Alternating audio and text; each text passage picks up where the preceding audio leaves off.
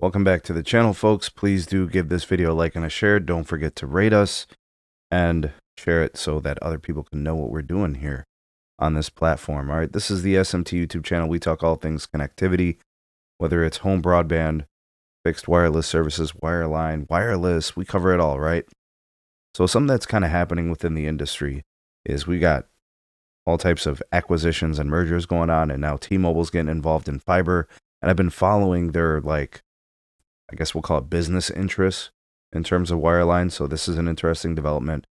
MetroNet, which I think, the way that this is going to be structured is going to be purchased by T-Mobile and an investing partner, KKR, in some kind of a joint venture. We learned about this last year, and, that's obviously good for T-Mobile expanding their business, broadening their horizons.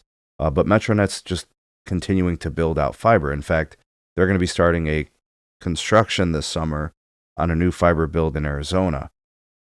And when I look at this particular piece of news, plus the recent ones that we did and other updates, we're seeing more and more of a build here for MetroNet. They're not stopping just because of this, acquisition or joint venture between MetroNet, T-Mobile, and KKR. They're going to go ahead and keep building. So they've got, I guess, hundreds of millions in commitments from different states to continue to build fiber across different parts of the country in different states. And these fiber deals just continue to pile up. Like we got the news about some locations in Wisconsin and North Carolina. These counties are just putting up the money to have these guys build. So it looks to me like MetroNet is a very, very effective fiber builder. While they may not be a good fiber seller, that's where I think the T-Mobile brand comes into play, and that joint venture makes a lot of sense. So if you look at the map here, this is the distribution for MetroNet, and it's not across the entire state that you guys see, here. So like locations and pockets within Arizona and Florida and North Carolina. They're even in Ohio, although I haven't seen them. I'm not really sure where they're available, but we got the updates from Wisconsin and Minnesota and Michigan and stuff like that.